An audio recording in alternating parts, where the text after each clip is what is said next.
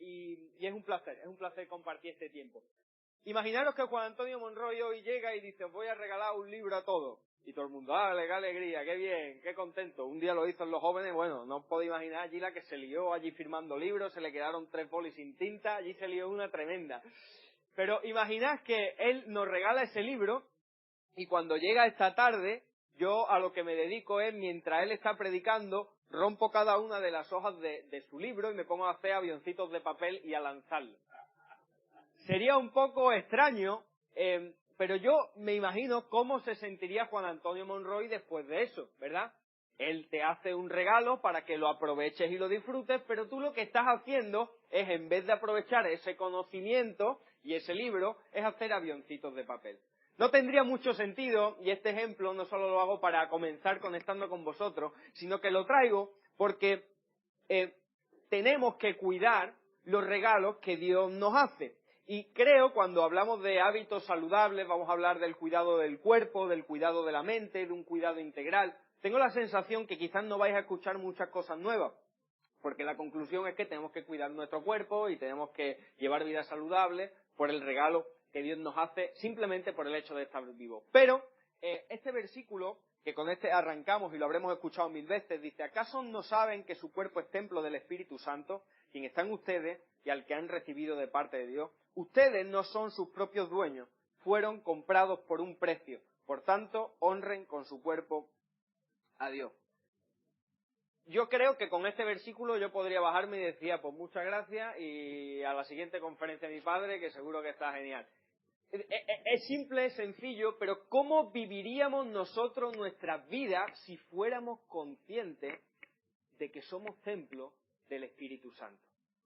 ¿Cómo viviríamos nuestra vida? ¿Cómo la enfocaríamos no solo a nivel físico, sino también a nivel mental y espiritual si fuéramos conscientes de que ahora ese Dios creador, ese Dios al que predicamos y cantamos, habita en nosotros? En este versículo hay algo que es revolucionario en esta época, porque dice que ustedes no son dueños de su propio cuerpo. Yo no sé si me pillas, pero hay un discurso social actualmente que es, tú puedes hacer con tu cuerpo lo que te dé la gana porque es tuyo.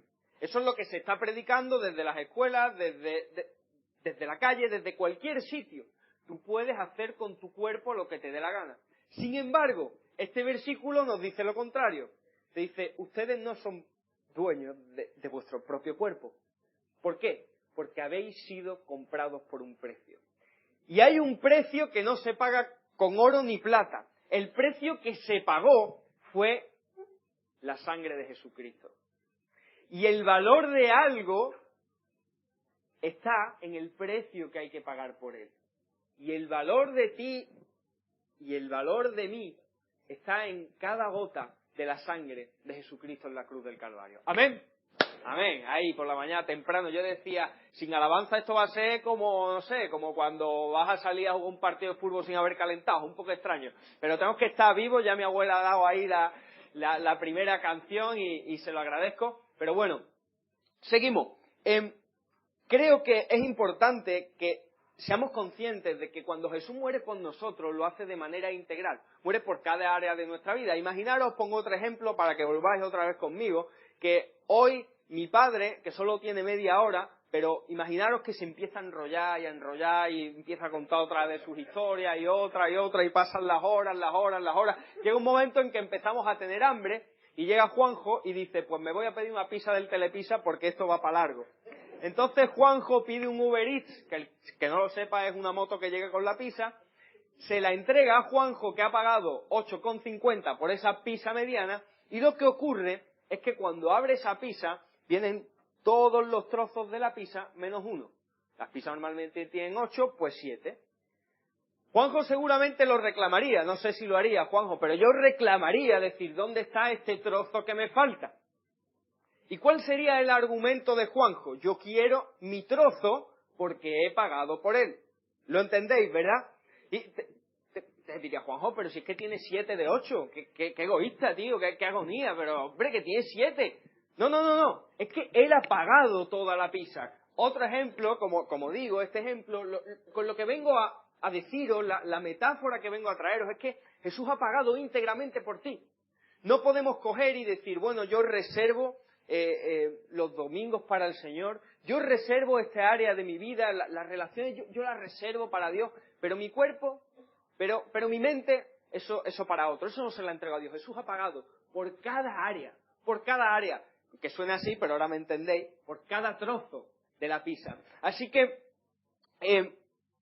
es curioso fijarnos en cuando se hace este paralelismo en este versículo de que nosotros somos templo del Espíritu Santo. Es curioso ver cómo eran los templos, cómo era el templo, por ejemplo, del rey Salomón, y no me voy a parar mucho en esto, pero si nos vamos, por ejemplo, a Primera de Reyes capítulo 6, esto es de los típicos capítulos que muchas veces leemos y decimos, este me lo voy a saltar así que nadie se da cuenta, me voy al 7, ¿Por qué? Porque es una descripción larga de cómo estaba construido el templo, o más bien las pautas que se debían hallar. Y leo algunas cosas así sueltas, pero dice que Salomón decoró las paredes interiores del edificio con paneles de cedro, cubrió el suelo con tablas de pino, la decoración del interior estaba hecha con cedro, con relieves de calabaza y flores abiertas, con oro. Bueno, podéis ir versículo por versículo viendo la complejidad y la decoración que tenía este templo.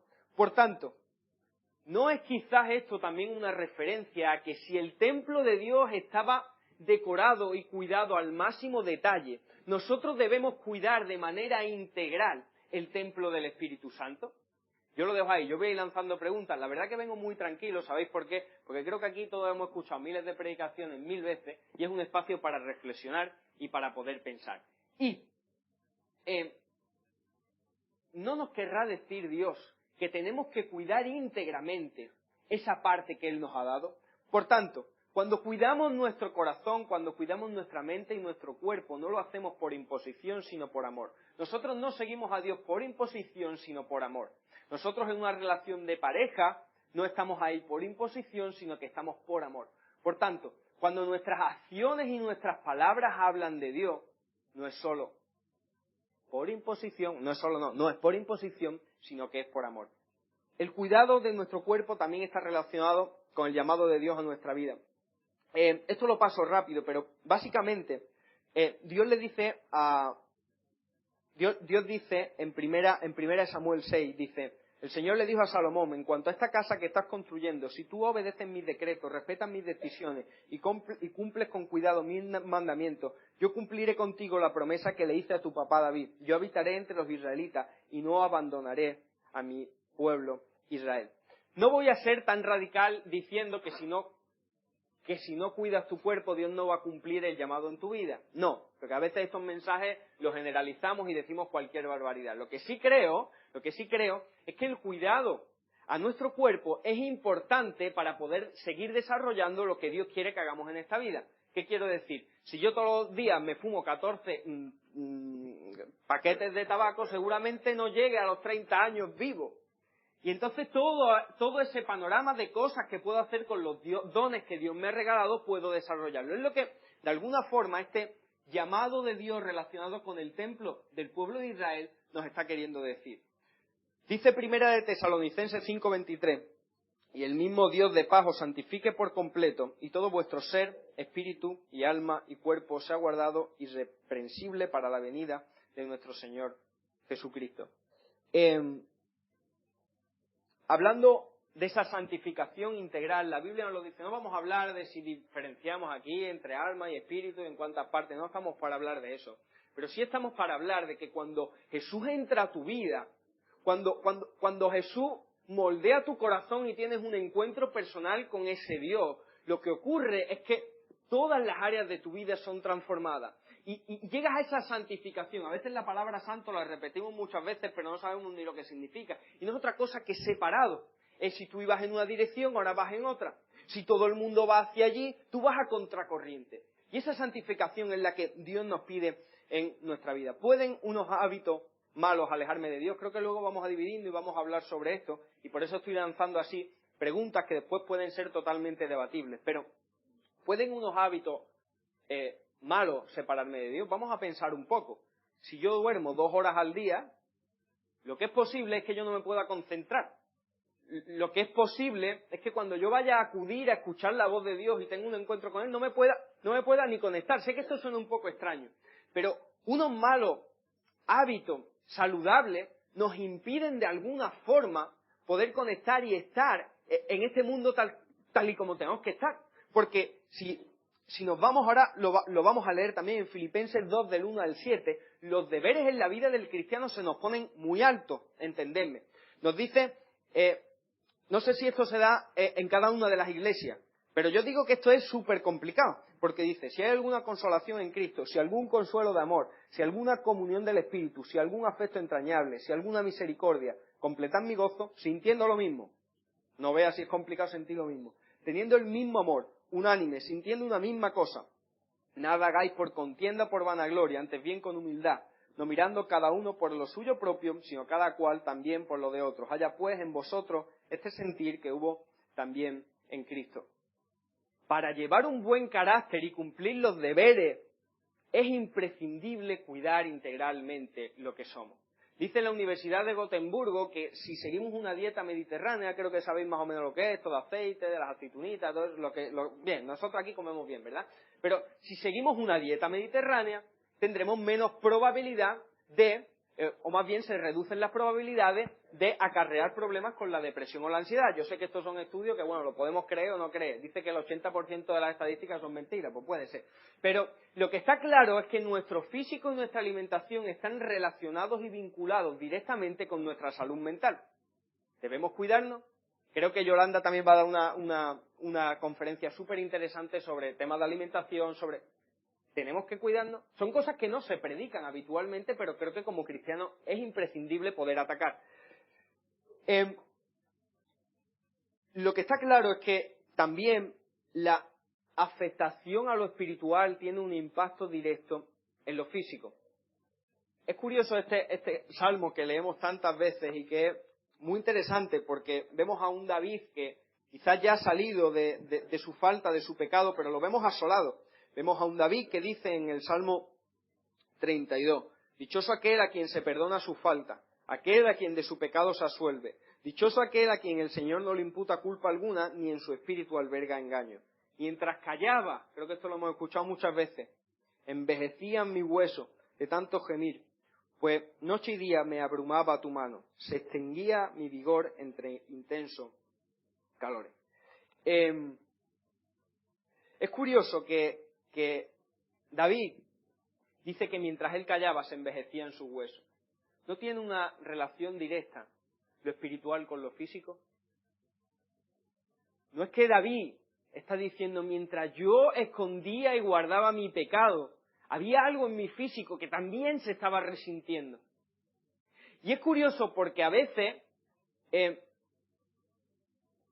la peor consecuencia del pecado en sí es la separación que tenemos con Dios.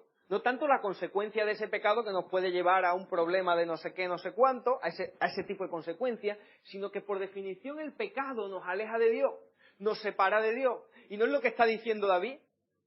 No está diciendo mientras yo ocultaba eso, mientras yo a mi espíritu no le daba la importancia porque prefiero vivir a como estaba viviendo sin tener en cuenta lo espiritual. Mientras ocurría todo eso y ofrecía la buena cara como rey, había gemir en mis huesos. Y yo me pregunto y abro una reflexión. Y es, ¿cómo estamos en las iglesias de hoy día confrontando las cargas y las luchas? Sé que no tiene nada que ver con el mensaje que estamos tratando, pero abro un paréntesis. Imaginaros que a día de hoy cojo y digo, Yolanda, voy a dar aquí un golpe sobre la mesa y se cancela la conferencia de mi padre y la conferencia de Monroy, la alabanza tampoco, y lo que vamos a hacer todo el día es hacer grupos y vamos a confesar unos a otros. Sería un poco raro, sería un poco extraño y obviamente no lo vamos a hacer. Pero, ¿y si la iglesia en vez de convertirse en un lugar donde damos conocimiento, recibimos conocimiento y ahí se queda todo, se convierte en un lugar donde confesar unos a otros, donde soltar cargas unos a otros? Hemos perdido la noción de lo que significa esa hermandad. la Iglesia, en ocasiones, lo que hemos hecho ha sido tan simple como nos ponemos desde aquí, desde esta posición, miramos al mundo y decimos, ese es nuestro antónimo, y por tanto, nosotros estamos en una posición superior. Por eso nosotros vamos a rodearnos de una muralla donde nosotros somos santos, aquellos son pecadores, y vemos claramente la diferencia. Por tanto, aquí no hay pecado. Y como aquí no hay pecado, si venimos a unas conferencias nacionales o vamos el domingo a la iglesia, yo no voy a compartir con José cuál es mi carga, porque ¿qué pensará de mí? Porque a lo mejor me saca de la alabanza cuando se entere de mi pecado. ¿Qué tal si le damos una vuelta? ¿Qué tal si convertimos este espacio, y no digo solo las conferencias, sino nuestras iglesias, en un lugar donde sentirnos abrazados, donde sentirnos amados, donde llevar las cargas unos de otros? Porque hay muchas personas que se sienten como este David, que dice, mientras callé, se envejecían mis huesos. Mientras no tengo un espacio para decir las cosas con las que estoy batallando, mis huesos se estremecen y estoy en mi gemir todo el día. Así que, qué bueno es poder llegar en nuestras iglesias a entender y a conocer esa paz que sobrepasa todo entendimiento. Una paz que solo la puede dar Jesucristo. Cierro este paréntesis y entramos a qué está entrando en nuestro corazón. Sabemos este versículo de memoria, Proverbios 4:23, sobre toda cosa guardada, guarda tú, porque de él mana la vida. Esto lo sabemos, pero somos conscientes de la cantidad de cosas que estamos recibiendo a lo largo del día. La cruz, ¿no? Señor quiere decir. Vale. ¿Somos conscientes de eso? No sé cuántos de vosotros tenéis TikTok o Instagram. Yo sé que quizás aquí la edad media es un poquito más elevada, de quizás, no sé, venía ahora de un campamento adolescente y es un poco diferente, pero TikTok e Instagram, muchos de vosotros lo utilizáis, utilizan un algoritmo. Un algoritmo es como una cuenta matemática, para que nos entendamos, que lo que hace es lo siguiente. Vamos a ponerlo fácil. Yo cojo mi teléfono y eso es una aplicación, para los que os hayáis quedado más atrás todavía, que tú vas haciendo así con el dedo y empiezas a ver vídeos. Y ahí hay millones y millones y millones de vídeos. O sea, aunque te lo proponga, nunca vas a dejar de ver vídeos. Son infinitos, ¿vale? Entonces, ¿qué ocurre? Ese algoritmo está personalizado para ti. Cada uno tiene un algoritmo diferente. Y entonces, si Zeki está viendo su TikTok y el algoritmo detecta que en un vídeo de perritos ha tardado 3 segundos en pasar del vídeo, pero en un vídeo de gatito ha tardado 17 segundos, el algoritmo dice, a Zeki le gustan los gatitos. Entonces, Zeki lo que va a hacer es que en su feed, se llama, en su TikTok van a aparecer muchos vídeos de gatitos. Si después detecta que Zeki es del Real Madrid, pues le van a salir vídeos del Real Madrid. ¿Lo entendéis, no? De esa forma se está generando una especie de adicción, porque te tengo enganchado a algo que a ti sé que te gusta. Sé que te gusta. Y eso genera además en nuestros neuroconectores esta dopamina que muchos conoceréis, y son pequeñas dosis de dopamina que nos están dando continuamente. Mi pregunta es, ¿somos conscientes de lo que está entrando en nuestra mente continuamente? Quizás no tienes que hablar de TikTok, tienes que hablar de películas de Netflix, ¿verdad? Que te pone un capítulo y cuando acaba te pone 3, 2, 1 reproduciendo el siguiente. Tú dices, no me ha dado tiempo a coger el mando. Pues ya está, pues voy a ver el siguiente, ¿verdad? Yo le proponía a los adolescentes cuando estaba en este campamento, haced una cosa con TikTok. Digo, decirle a vuestros padres que el predicador lo ha dicho. Y es, mira 50 TikTok un día. Míralo, 50 vídeos pequeños. Y después cuando termine, trata de recordar 30. Un poco más de la mitad. ¿Qué es lo que has visto? Eres incapaz. ¿Por qué eres incapaz? Porque has visto tantas cosas que tu capacidad de retención es menor al contenido que tú has consumido, ¿verdad? Lo que quiero decir con esto es que a veces están entrando cosas en nuestra mente que ni nosotros mismos sabemos que están entrando. Y puedes actuar según ese contenido que has estado consumiendo, incluso sin ser consciente de que ese contenido está en tu mente y tu corazón. Leía esta canción, que es una canción de cualquier reggaetonero, que dice, dice lo siguiente, ¿vale? Tú no me dejas en paz, de mi mente no te vas. Esto ni Quevedo lo escribe, de verdad. Aunque sé que no debo, pensar en ti, bebé. Pero cuando bebo me viene tu nombre, tu cara, tu risa y tu pelo, Dime dónde tú estás, que yo por ti cojo un vuelo. Y a Yonaguni le llego. Bueno, esto es una obra de arte. Esta canción te lleva a pensar en alcohol, en sexo, en sigue en tu corazón, incluso en odio. Obviamente estoy exagerando un poco los términos. Tú dices, ¿cómo me estás diciendo que esta canción te habla de todo eso? Yo creo que como cristianos no debemos vivir en una cueva. Yo escucho todo tipo de música, todo tipo de literatura y veo muchas películas. Creo que no debemos como cristianos vivir en una cueva con los ojos tapados y los oídos tapados. No estoy diciendo eso.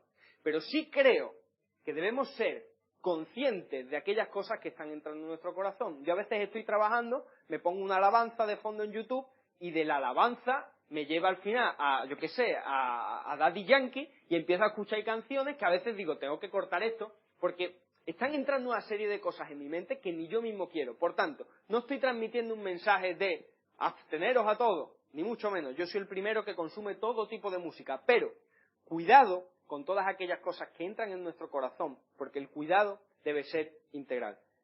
¿Estáis conmigo? ¿Todavía? Muy bien. Nuestra misión, y esta parte la titulé Glorificar a Dios, y es muy fácil entenderla, es que tenemos que glorificar a Dios también con nuestro cuerpo. Imaginaros que le preguntan a Dani, ¿por qué vas al gimnasio? Y Dani dice, para glorificar a Dios. Seguramente nos reiríamos de él y diríamos, vaya personaje espiritual que se ha montado aquí. Pero de alguna forma, cuando toda nuestra vida la enfocamos en esto lo hago para glorificar a Dios, nuestra perspectiva cambia. Porque ya no lo hago para mí, ya no lo hago para mi cuerpo, ya no lo hago, que está bien cuidarte y todas esas cosas, pero ya lo hago para glorificar a Dios, para glorificar al Padre. ¿Y cuál es el mayor ejemplo de esto? ¿Quién fue aquel que cada una de las cosas que hacía, la hacía para glorificar al Padre? La respuesta es muy fácil. Jesús. Exactamente. Vemos a un Jesús que continuamente dice, y esto lo hago para glorificar al Padre. ¿Y si vivimos nuestra vida así? ¿Y si hasta en lo que comemos y bebemos glorificamos a Dios? Uy, qué herejía está diciendo. Primera de Corintios 10:31. Entonces ya sea que comáis, que bebáis o que hagáis cualquier otra cosa, hacedlo todo para la gloria de Dios. Qué bueno es decir, y ahora voy a disfrutar con mis amigos glorificando a Dios. Y ahora voy a hacer cualquier cosa honrando a mi Padre.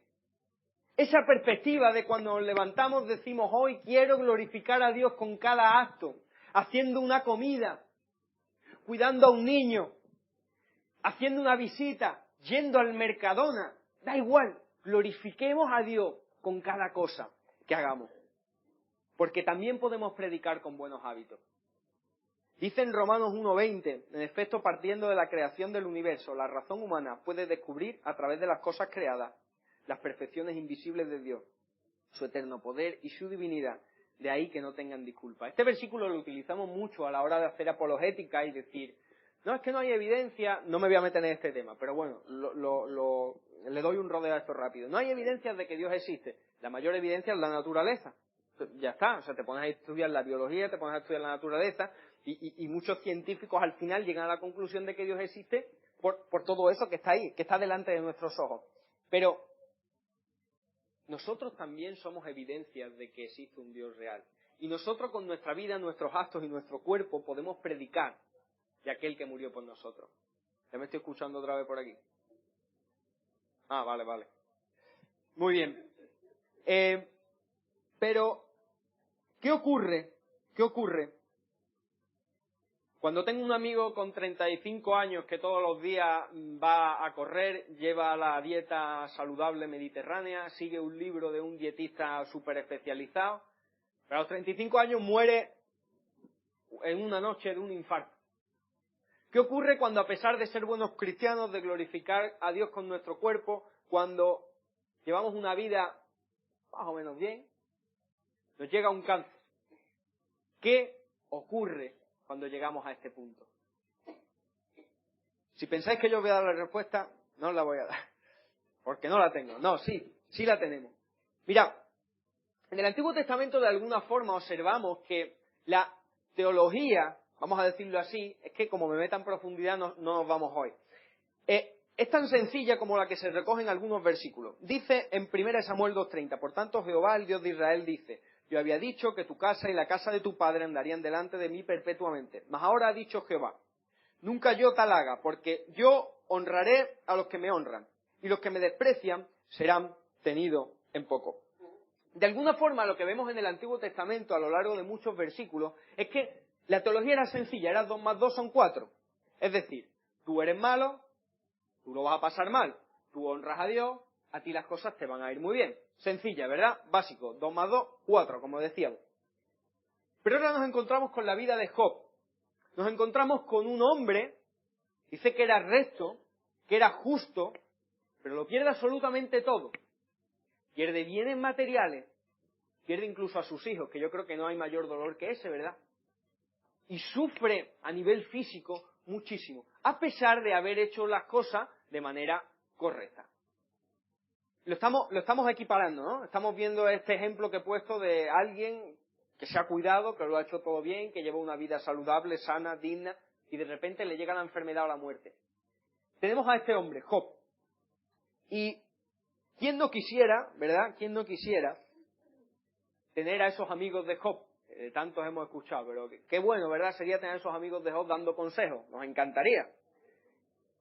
Le dijo el primero, Elifaz, en Job 4, 7 al 9, ¿recuerdas a un inocente destruido? ¿Has visto algún justo exterminado? Yo he visto, ojo aquí, que quien cultiva maldad y siembra de gracia, eso cosecha.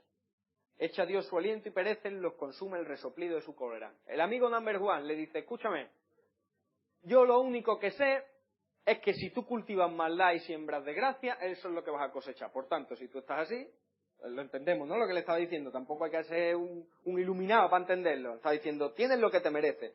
Amigo número 2, Bildad dice, ¿hasta cuándo hablarás de ese modo con el viento impetuoso de tus palabras? ¿Puede Dios trastocar el derecho, pervertir la justicia del Todopoderoso? Si tus hijos, ojo aquí subrayado, si tus hijos pecaron contra él, ya los hizo cargar con su delito. Y dice un poco más adelante, pero Dios no rechaza al honrado, no tiende la mano al malvado. Amigo número 2, ¿qué le ha dicho? Que si tú eres bueno, Dios no te va a dejar. ¿Entendido, no? Imagínate el Job lo que estaba recibiendo. Amigo número 3, Zofar, otro personaje.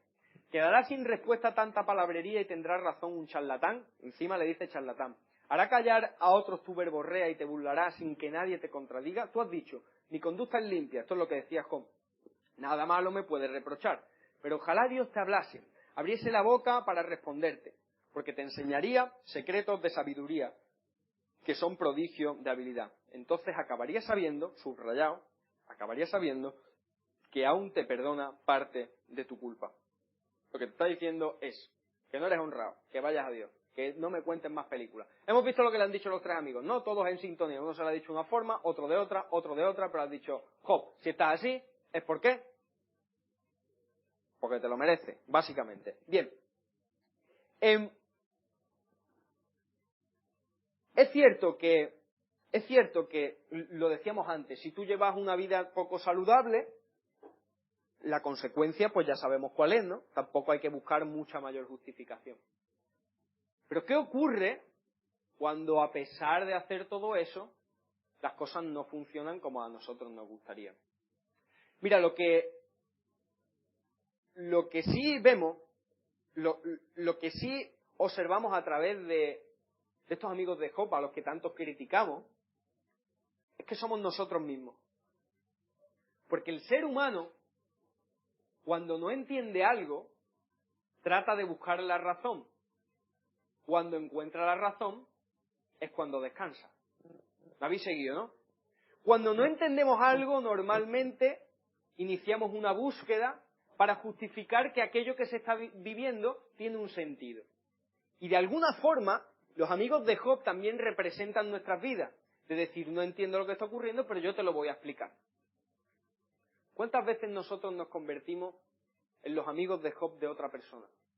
Y decimos, si ese no tiene trabajo es porque algo habrá hecho mal. Aquel, bueno. ¿Qué mal le va a su matrimonio? Yo sabía que eso no era trigo limpio. ¿Cuánto nos gusta ser amigos de Job? Y qué poco nos gusta ser Job. ¿Cuánto nos gusta en nuestras iglesias convertirnos, voy a leer los nombres que no me los sé de memoria, en Zofar, Bildad y Elifaz, y olvidar a la persona que está sufriendo y llorando? Y si vemos una de las mayores enseñanzas del libro de Job, yo diría que la principal, y aquí recae casi toda la respuesta a la pregunta que hemos hecho antes de ¿y por qué?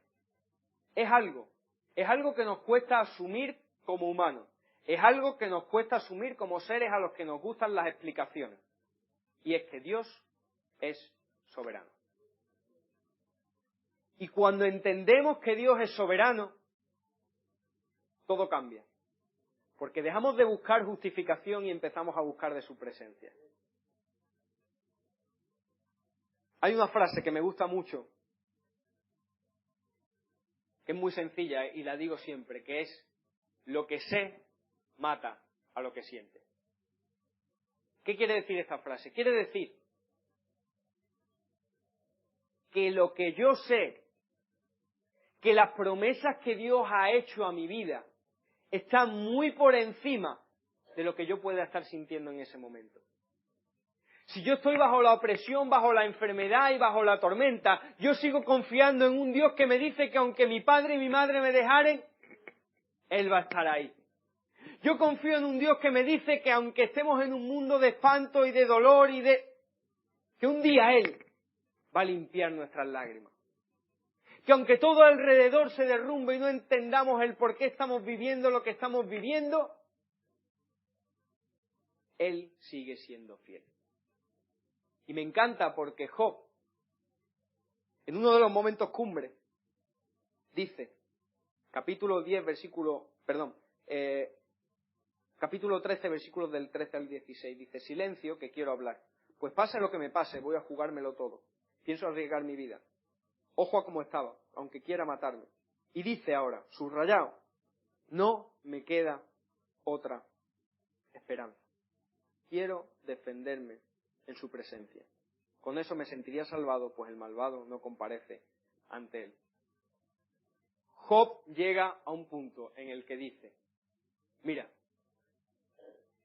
no sé qué está pasando, no sé cómo puedo afrontar esto, estoy recibiendo a mis amigos diciéndome estas cosas, pero lo único que puedo hacer es refugiarme en su presencia. Por tanto, aunque yo aquí no pueda deciros el por qué estamos sufriendo, el por qué tenemos que acarrear con la enfermedad, aunque no encontremos una justificación, el Señor nos dice: descansa en mi presencia. Y yo sé que es difícil que te lo diga un chico de 23 años que al final no he sufrido mucho, él la verdad ha tenido una vida muy cómoda, muy tranquila, muy sencilla. Tú dirás: ese chaval, ¿qué sabrá? Pues sí, realmente no sé lo que tú estás viviendo.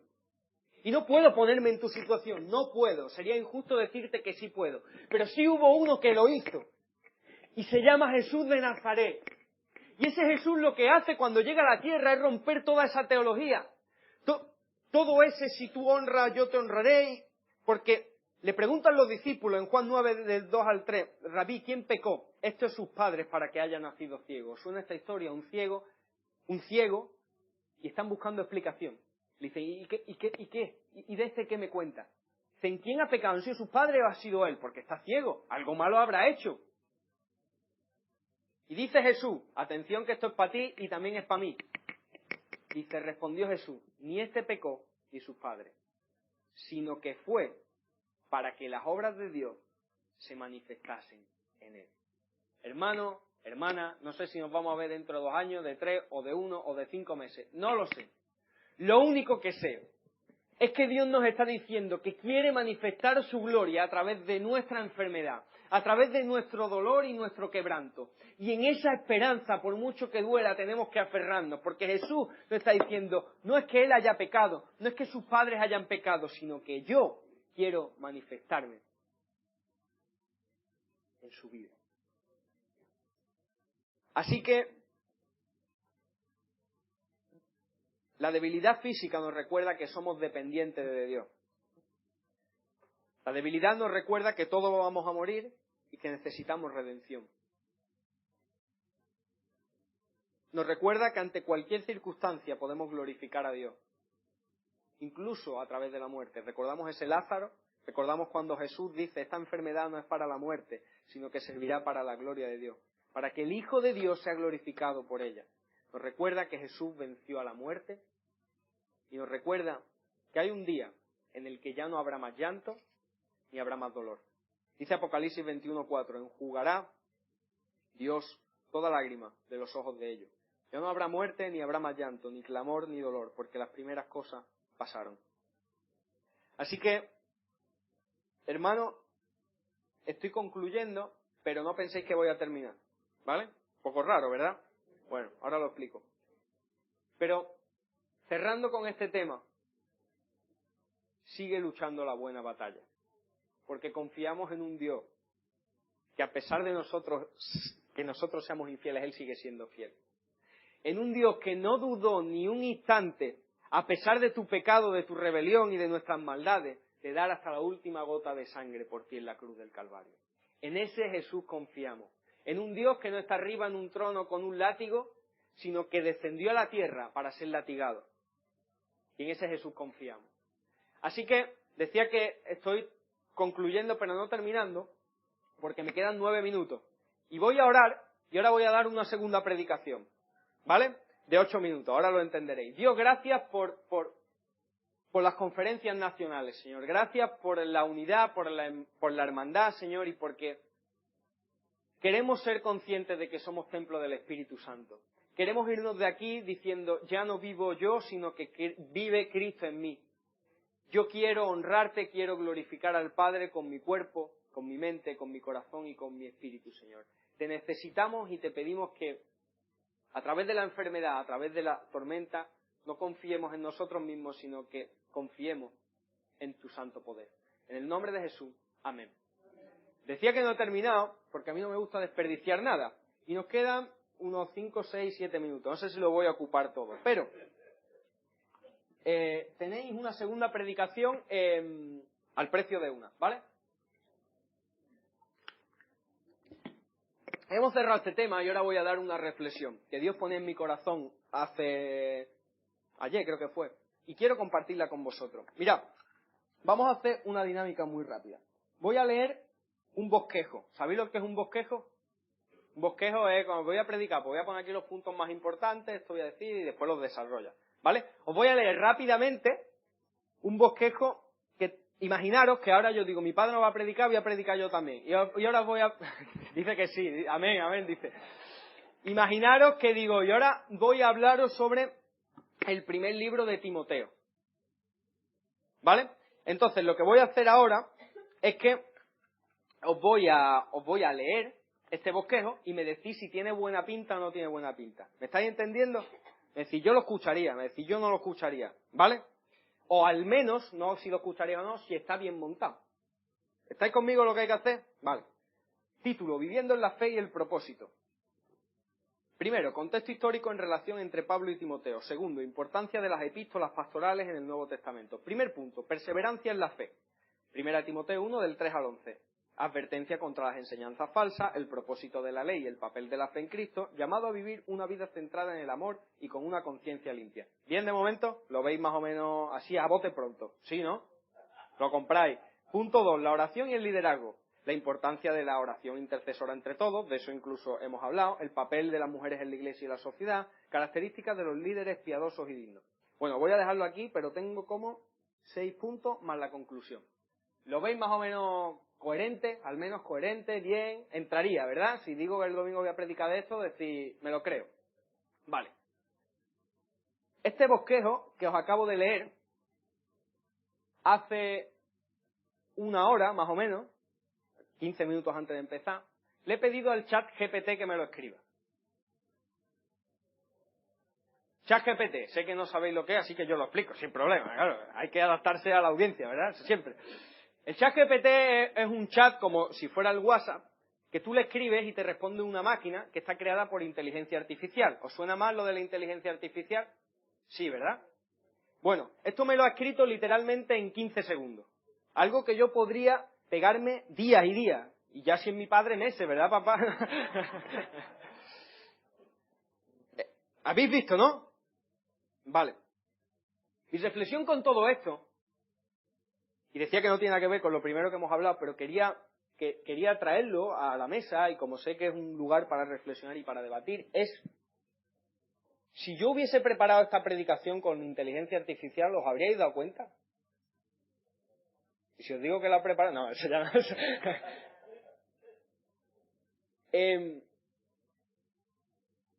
Lo que quiero decir con todo esto es, ¿cuál es la diferencia entre lo que hacemos los domingos en nuestros cultos y lo que podría hacer cualquier otra persona con 2 horas de su tiempo?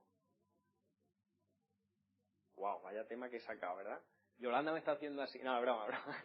Es broma, es broma. Mi pregunta, y es una pregunta no para yo ponerme aquí a dar una predicación, sino para que reflexionemos, es, ¿y si un grupo de personas, un grupo de amigos míos de la universidad, les digo, oye, os voy a poner un reto. El domingo os vais a reunir en un local y vais a preparar 4 alabanzas, yo os doy los acordes, los carros de Faraón, el Todopoderoso, tu fidelidad y sumérgeme, facilitas, ¿verdad? Y después alguien se va a preparar una predicación de 45 minutos. Yo os digo que si yo les propongo el reto, ellos serían capaces de hacerlo. Con el conocimiento que hay, con 15 segundos, un bosquejo que me podría pegar yo 2 semanas haciéndolo. ¿Qué quiero decir con todo esto? Estas conferencias a mí me encantan porque es un tiempo para reflexionar, es un tiempo donde se tocan temas que quizás un domingo no tocaríamos. Y me encanta, de verdad, me encantan estas conferencias porque es una forma de impartir conocimiento, de recibir conocimiento, de atesorarlo y también llevarlo a nuestras iglesias. Pero, ¿de qué sirve coger la predicación que yo he dado, llevarla a nuestras iglesias, atesorarla y decir qué bonita esta predicación? El distintivo de los primeros cristianos en el libro de los Hechos no fue el conocimiento, sino el poder del Espíritu Santo. Lo voy a repetir porque algunos os habéis quedado atrás, yo lo he visto. El distintivo de los primeros discípulos no fue el gran conocimiento, sino el poder del Espíritu Santo. Así que yo a lo que os animo hoy es que cuando concluyan estas conferencias donde vamos a reflexionar, donde vamos a obtener conocimiento, y yo creo que es muy bueno porque tenemos aquí eminencia y estamos muy orgullosos de ello, pero que nuestro foco cuando termine esto no sea yo hoy tengo más conocimiento que ayer, no, bueno, he aprendido un montón de cosas, que eso está genial y el conocimiento es imprescindible y en las iglesias tenemos que estar muy bien formados a nivel de teología, pero me estáis entendiendo, ¿no? Pero que nuestro objetivo no sea solo llenarnos de conocimiento, sino de decir, si yo quiero transformar la iglesia local de la que vengo, no es a través de solo conocimiento, sino a través del poder del Espíritu Santo. Así que nuestro reto, yo no voy a dejar el reto de cuidaros más, que sí, que lo habéis escuchado, cuidarnos más, y al gimnasio, todas esas cosas, está muy bien, está muy bien. Pero no solo quiero transmitiros ese reto, sino que el reto que quiero transmitiros es para transformar nuestras iglesias, para transformar la generación que está ahí fuera, deseando y gritando con gemir conocer a su Creador, quizás no necesita tanto de conocimiento, que también, sino que necesita del poder del Espíritu Santo. Así que llenémonos de Él. Y en vez de pasar tantas horas con banalidades, pasémosla arrodillados a los pies de Jesús. Porque ahí, en su intimidad, es donde recibimos de su palabra y de su bendición para poder proclamar las virtudes de aquel que nos llamó de tiniebla a luz. Muchas gracias.